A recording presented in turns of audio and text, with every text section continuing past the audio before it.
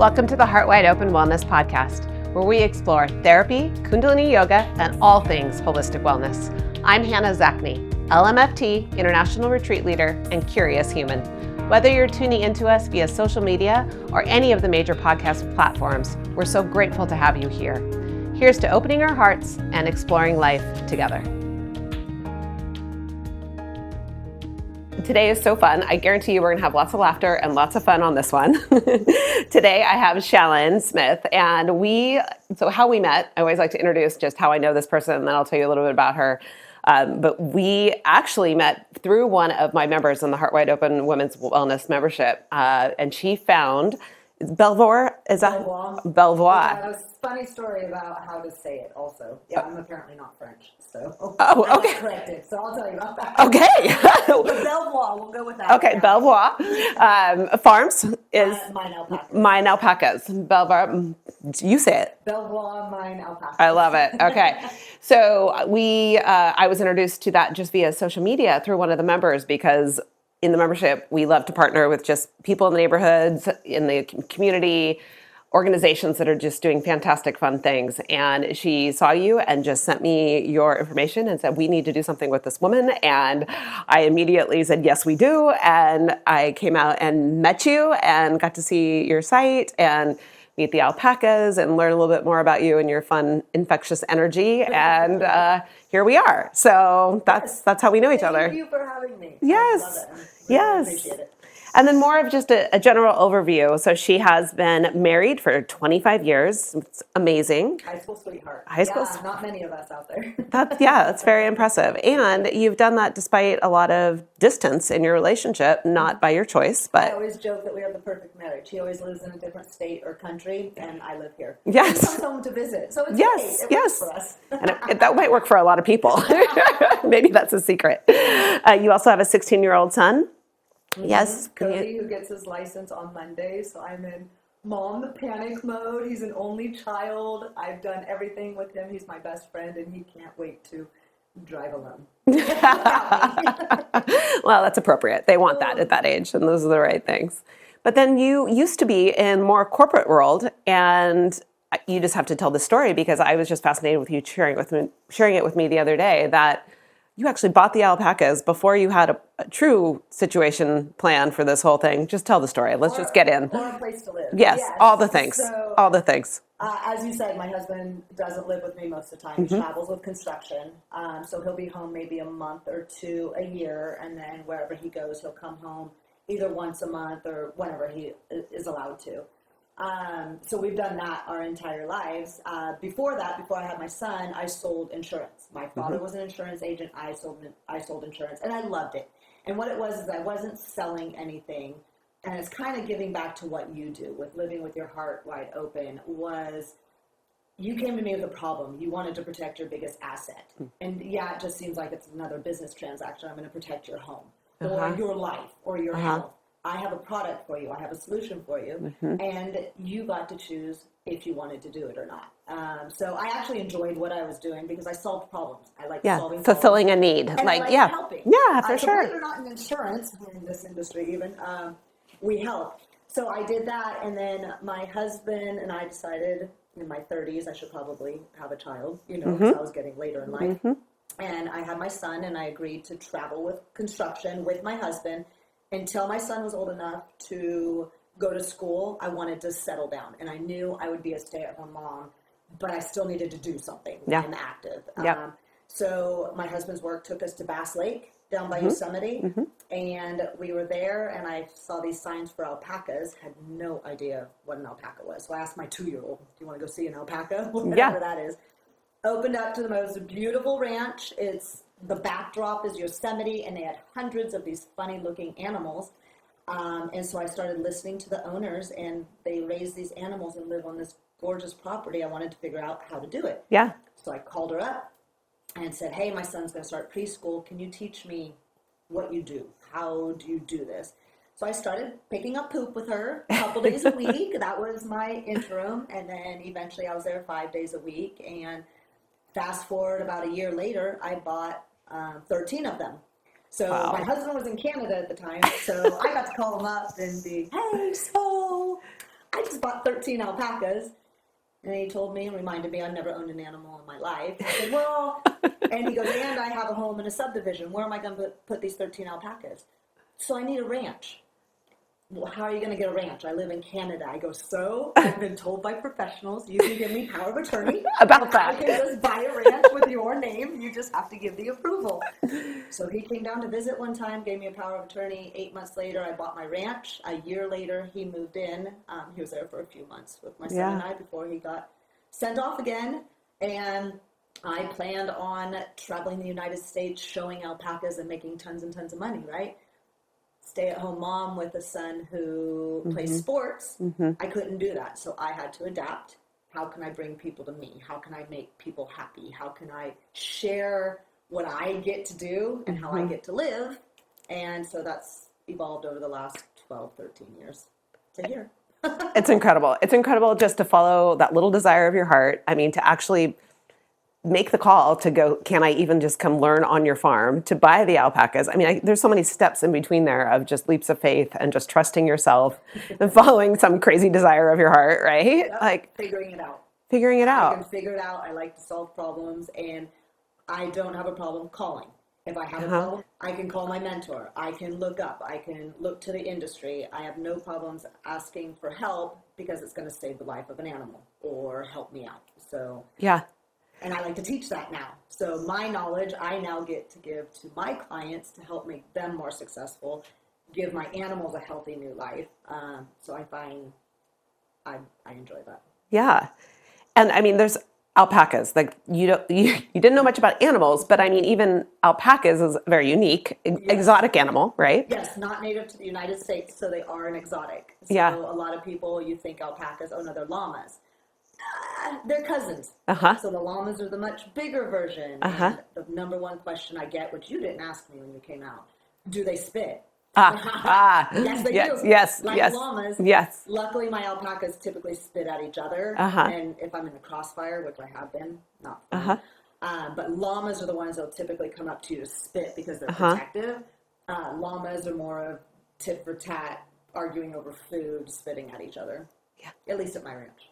Well, I guess they seem so friendly. I wasn't worried about them spitting on me. Well, I mean, they were, I hope that they don't, because then you won't come back. Yeah. So, the other hard thing is they're breath exchangers. So they smell your breath to identify your individual pheromones. So if they're going to spit at you, then that'd be really tough when I tell you to go give them a kiss. Because yes. Have you kissed an alpaca lately? It's actually that when you go up to their face, they are breath exchanging with you and identifying you. So that's kind of our little quirk, is have you kissed an alpaca lately?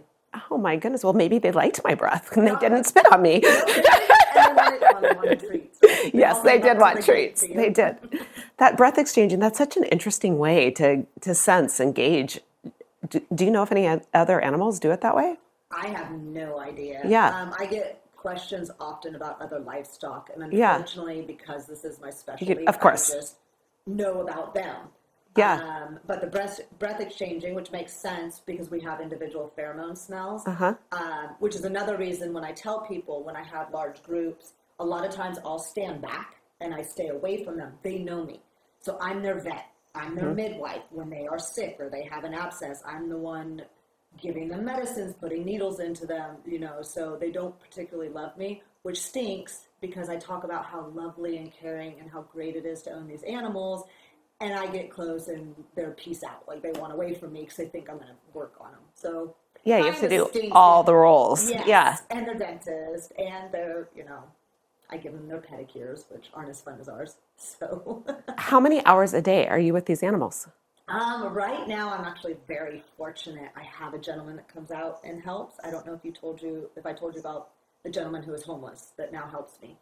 But I'm only out there maybe an hour and a half to 2 hours a day, and that's just taking my time, feeding, playing with the chickens, working on them if I need to. It was much more before I had help, but the help that I have now allows me to actually be gone and come out here and be with you, and actually go out of town. Which I got to go to Peru in October. I'm extremely grateful. I had told you, I think when we met, you meet people for a reason. Yes. This gentleman was looking, because he was freezing cold, for alpaca, because alpaca products are 4 times warmer than wool, wicks moisture, has all these great, incredible qualities.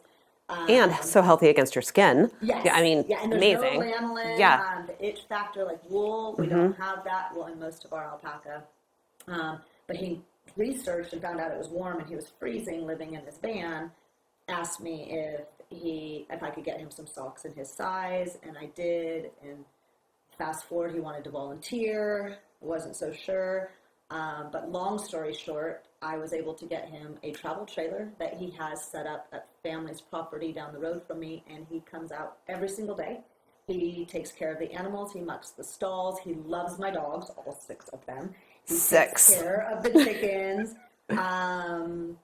And it's great. He's become a part of the family. And I'm so thankful to have him so that I can spend even more time with my son, who just wants to get away from me right now.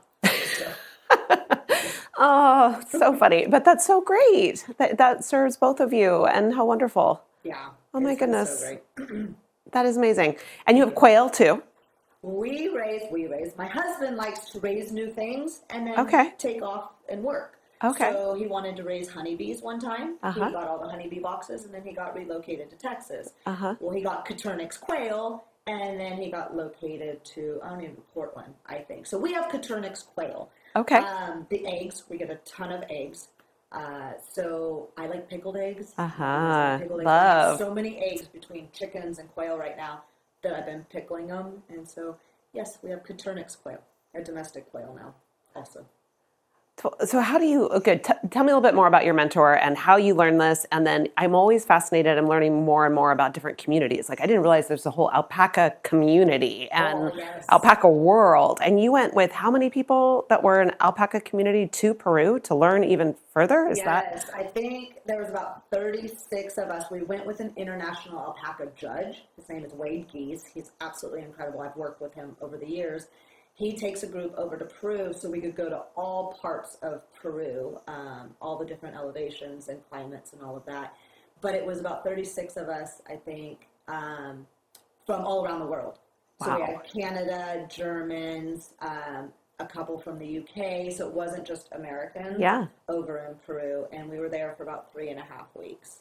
And we went to the largest international alpaca show in the world because alpacas are from Peru. Yeah. So the best alpacas in the world, which is the United States is trying to breed to that level, was at this show that we went to. And it was fantastic. That's amazing. But my mentor, she originally, she started doing it, I think, over 30 years ago when alpacas were still imported into the United States. So we used to import them. Okay. And then the United States would kind of vet them. We would get their certificates as much as we could because alpacas are pretty much wild, but they're owned by individual communities in Peru. But they stopped importation about, I think it was about 15, 20 years ago. So that's why it's so valuable in the United States. It's the animals that we have here that we breed. We can't import, so we don't have mass amounts of alpaca fleece. So our yarn that we have, that's 100% alpaca from our ranches, we don't have large amounts of that. We don't have a commercial market for these products like the rest of the world. The rest of the world still imports and exports. We export. Our top ranches, unfortunately, export because there's more money in other areas than the United States for it. But that's what keeps it so valuable in the United States. Wow. Okay. And you shear once a year and Shear once a year. And then what do you do? What happens to that process? Do you do the whole yarn, turning it into, what do you do there? So my joke is the right part of my brain never developed. I'm very left brain analytical. I can raise the animals. I can give them shots, which I never thought I'd be able to do. Creativity, not my thing.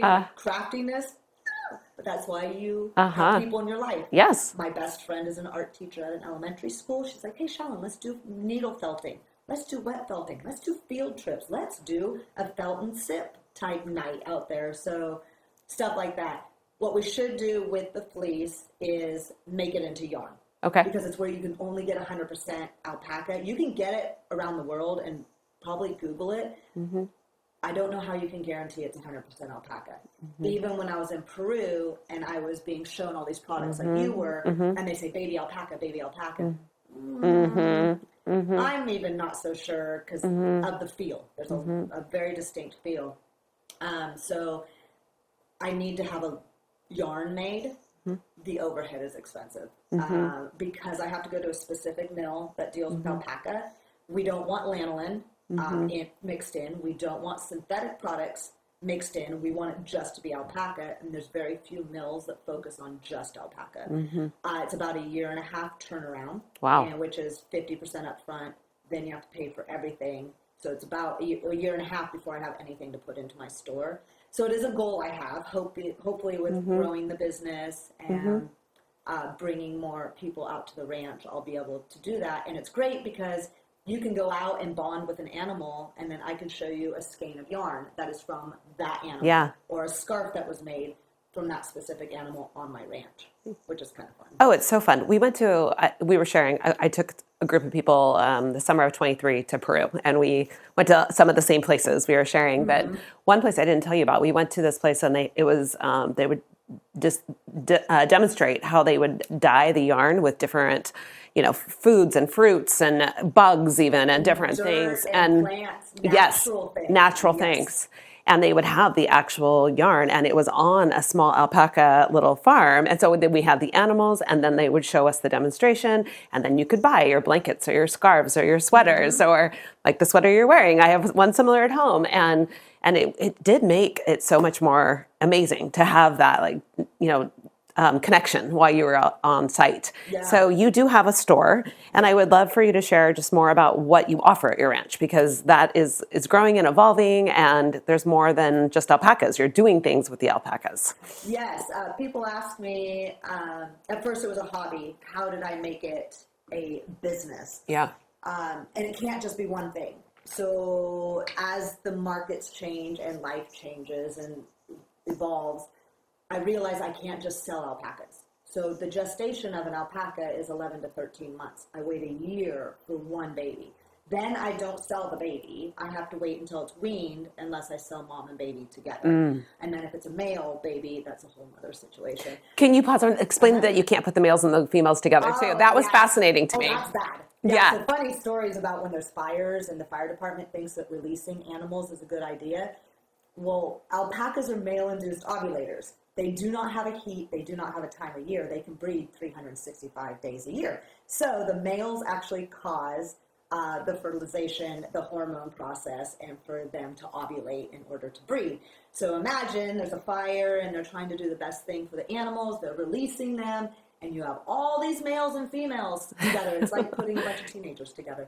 Oh, it's very entertaining, and I've heard firemen talk about it. So yes, I have to keep them separate, even if you were to geld a male. So a lot of livestock, people will geld the males, and they can be with the females. Alpacas cannot do that. The only time a female will fight off a male is when they're pregnant. Okay. So it'd actually be better if they got her pregnant. Otherwise, the male, unfortunately, will breed her to death.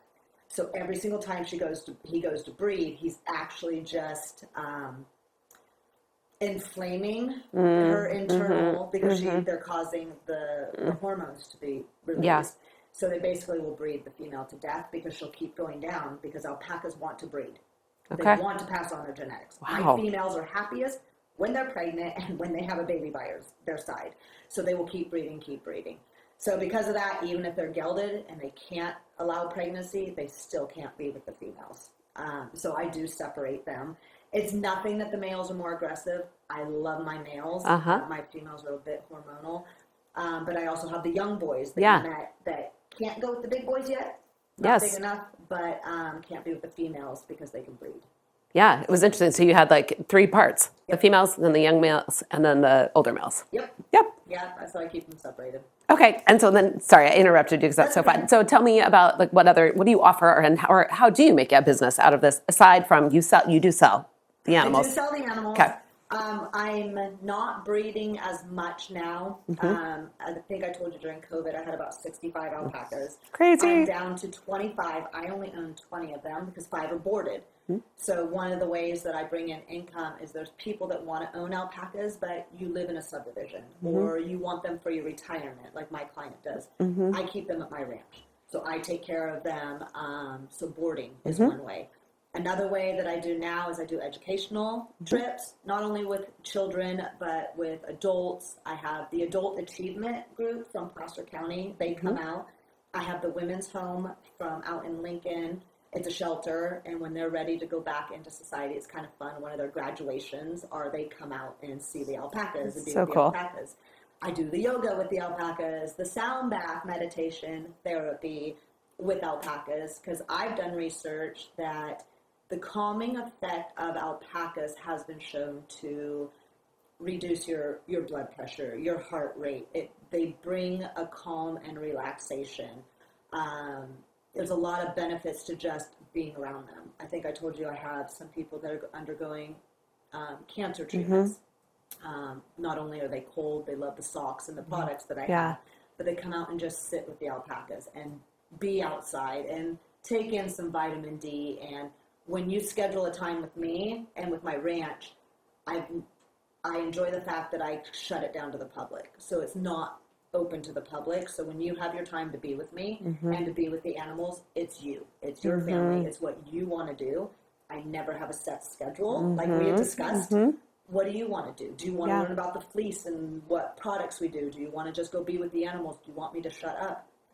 Believe it or not, I can do that if you need me to do it. We don't want you to do Not that. very common, but so all that. The other thing is compost. So alpaca poop, believe it or not, is sterile because it's processed through a 3-chamber stomach. That smell that you smelled when you came out to the ranch is not their poop. It just smells like grass. It has no smell. It's their urine. So we can literally take alpaca. It wasn't really smelly. I don't mind it, and I don't smell it anymore. People do. It's a farm. Yeah, it smelled like a farm. And it was wet and hailing. Yeah. But A wet poop, farm, that's what it smelled like. Farm, yes. So you can take the poop, put it in your plants, water it, and it's a natural fertilizer. And so we compost that. The chickens help till it up, and then it's black dirt. We call it black gold. Go plant your garden. And then lastly, like you had mentioned, I will get to it, the boutique. This is kind of a fun thing I've done. I've always had it, but for the past 10 years, I had it set up in my house. I wanted to make a little store, but then I needed it bigger, but then I needed to draw permits. And do we really want to draw building permits on a property that makes everything more expensive? And if I do that, then I need power because I need heat and, cooling. Finally, my husband got tired of people coming in and out of my house. Even during COVID, I actually would allow people to come in and individually shop so they could still support local businesses during the time. So I was super proud of that actually as well. And that's what started the visits. Come out, get out of your home.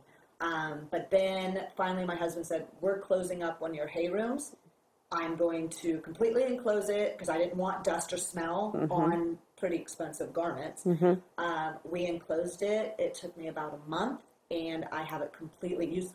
You didn't actually go in there. I peeked in there, but just through the window, full. So I have from like the sweaters that we got in Peru, the fur vests and shawls and scarves and beanies and socks are the big thing. I have tons and tons and tons of socks.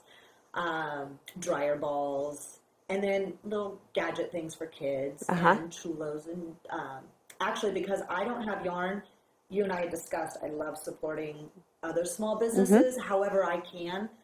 There's a lady who owns an alpaca ranch on the other side of Loomis from me.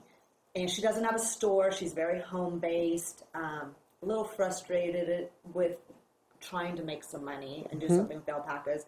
I actually have her yarn in my store, so I can still offer yarn. And it's from a local alpaca. That's great. It's a local ranch, and everything just goes to her. So if you buy that, it goes through her ranch, her everything.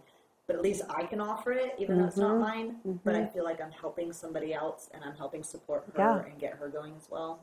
Well, and it's just so good for you. I mean, there's such a conscious movement in the fact that our skin receives so much off of what the clothing and the fabrics that we're wearing. And I actually have heard quite an uptick of people being interested in alpaca clothing. Yeah, but where? Because Yeah, like I said, exactly. the United States doesn't have a commercial market. Right, right.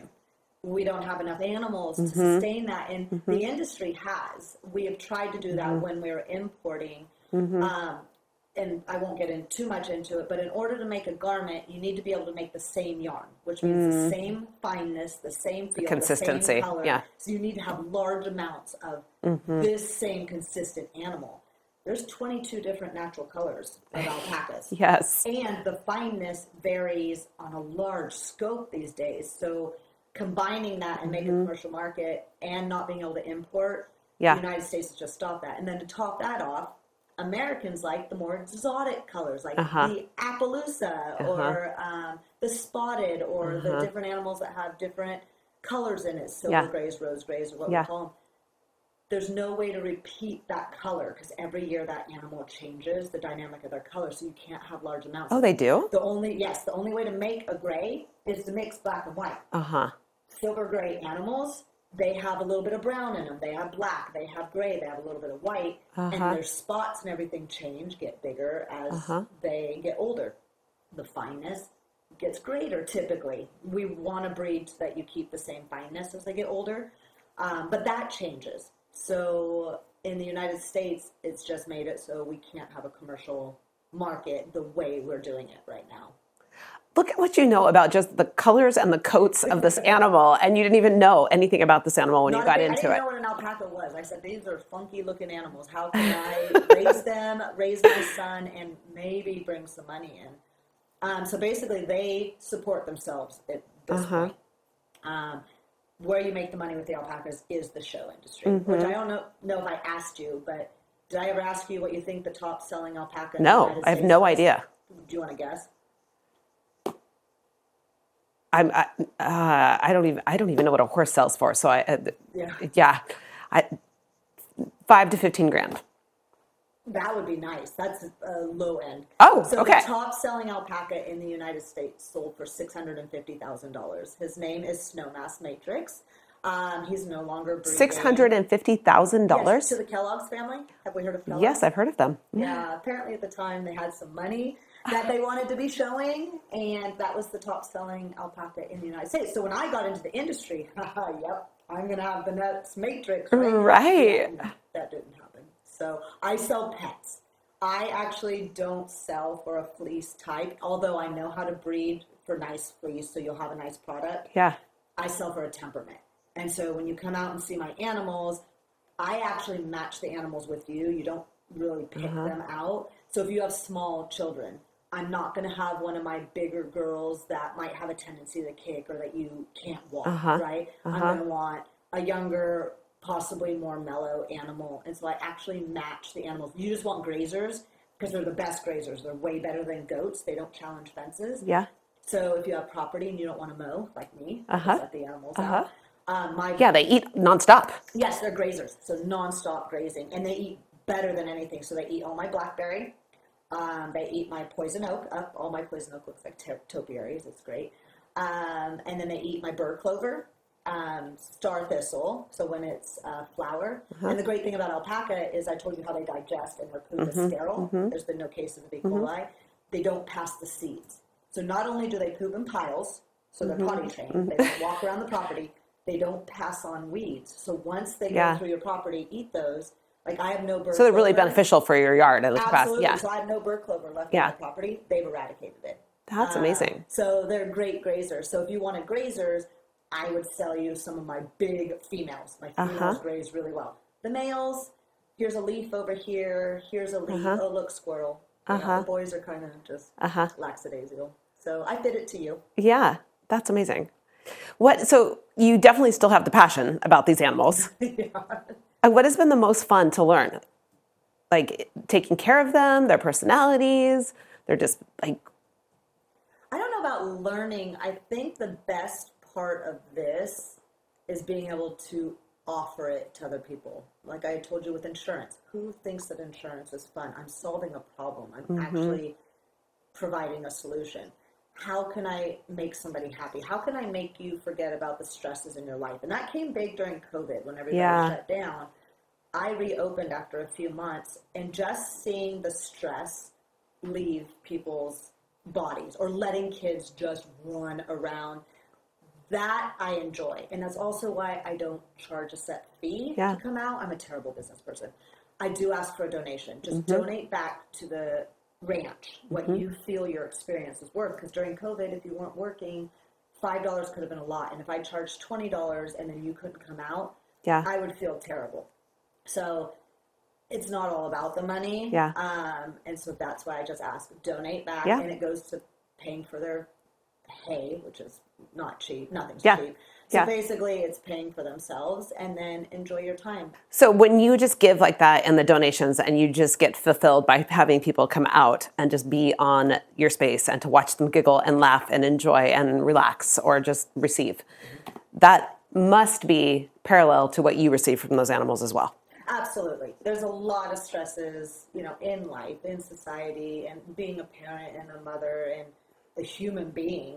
There is times, and my husband and son know, when I disappear, I'm just down in the barn, and I may just be sitting there. I may just be in the boutique. I may be working on an animal. Yes, it's not fun, but being with them. So I guess I forget that aspect of it, that they are relaxing and calming, and I don't realize that I use them for that out. I was always big. My mom always says I'm manic. I'm either super up or super down, and I've always controlled that with exercise. Doctors have always wanted to put me on medications. I refuse, which probably makes a little more sense when you got to know me about how sporadic I am. But I love that self-regulating tool that you've created for your life. Like, it's beautiful. And I've done it with exercise. And when I didn't do it with exercise, I now do it with the animals. And if I need to work hard, physically just exhausting myself is good for me, and that works for me. Which leads me to the one thing, my secret that is now becoming public. We do a therapy.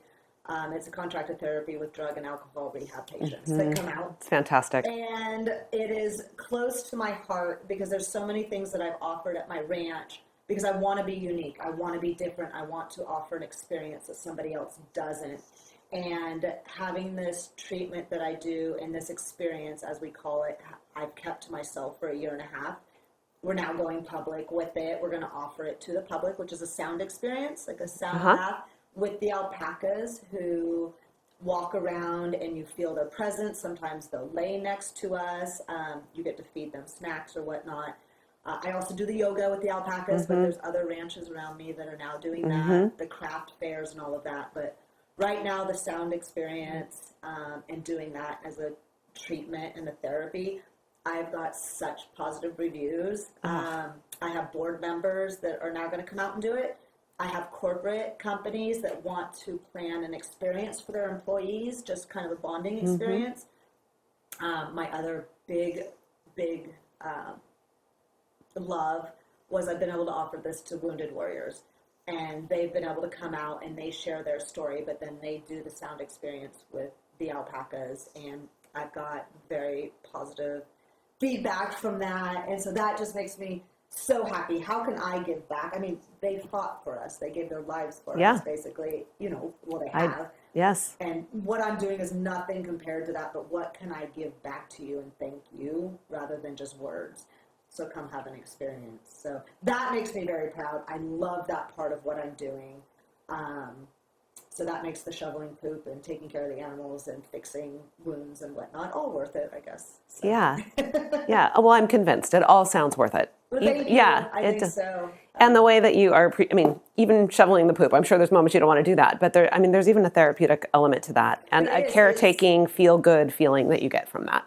There's an exercise to it. And the other part of it where I actually need to do it, that's how I can tell if I have a sick animal. So I think I explained to you, alpacas are stoic. You don't know when they're sick. You have to know certain signs.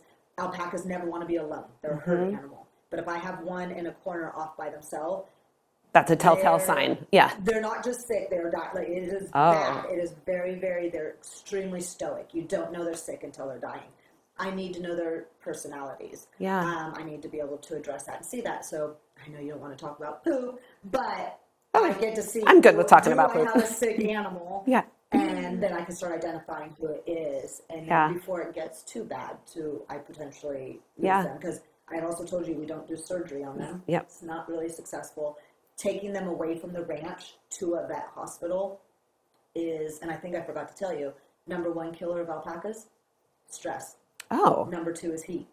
okay. So stress, being alone, and then taking them off their ranch. Yeah. I choose not to do that. I Okay. will bring a vet to me. I will do the work as much as I can myself. Yeah. But therapy, back to therapy, there are a lot of people who own alpacas that will take them to nursing homes or to facilities or to schools.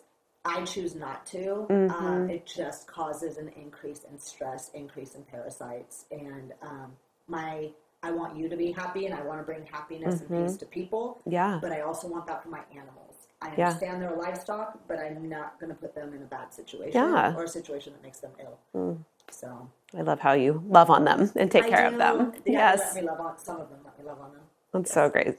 And I am so excited because we have agreed to cut that my membership's going to come out and see and do something with you. So I know you've given me kind of free reign to what we're going to do, and I have some ideas, and I'm sure we'll also just noodle on that and figure that out in detail. But I'm so excited to just bring some people out there, and I'm just developing ideas too. So I know people listening are going to really have other organizations, other people, other things that would be interested too. So I just love your openness to making anything work and putting it out there to serve. I'm so excited to have you out, and I love the excitement that you bring. I want to thank you also for having me do this. I think you get so caught up in your life and everyday activities. I forget how much I love what I do until you allow me to talk about it, because I go through the same routines and the same schmeal about alpacas and llamas and camels and all of that, but you allowed me to really see I do still love what I'm doing, because mentally I've been kind of on my way out. I need to do something else. I love that you're going to bring some kind of new activity. Hopefully this brings new ideas, because I told you, if somebody has an idea, let me figure out how to make it happen. You know, I think I told you one lady wants to do a luau out of the ranch. All right, let's figure out how to do a luau. I'm doing a child's birthday party. She's an autistic 11-year-old, and the family and some friends are going to come out on Sunday. Perfect. Not a party planner, but I have alpacas and tables and property. So thank you. I have to thank you, because I do enjoy what I'm doing. I'm very lucky, and that's what I'm trying to tell my son. Try to find something. Not all of us get to do this. That makes you happy. That makes you smile. And I know that's tough in most aspects of your life and work and responsibilities, but I'm pretty lucky. And my husband, yes, it's tough. He lives away. But he allowed me to live this life. That's why he does that. He does it so I can be at home with my son.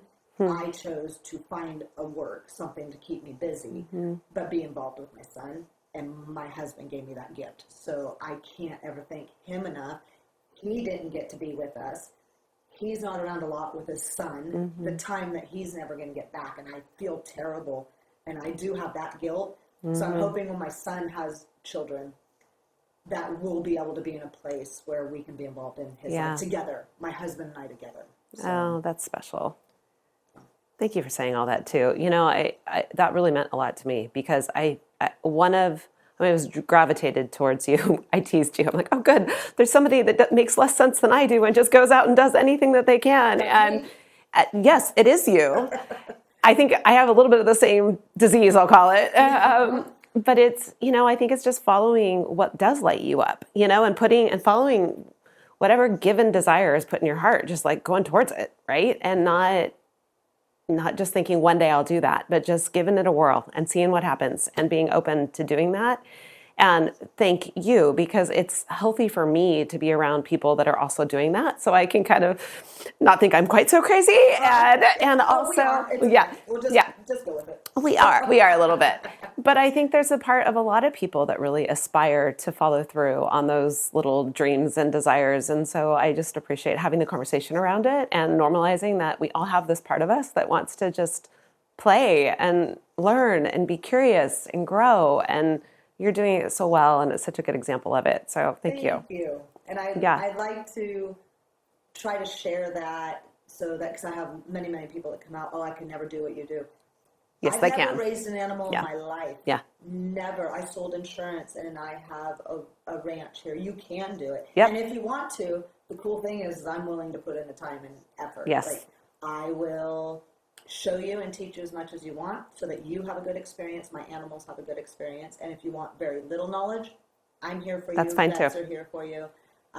So I get to share that as much as you want. It's amazing. So, yeah, Yeah. I wish there was a little bit more. We're very lucky. I have to say I'm very lucky, and I don't like to gloat because I am just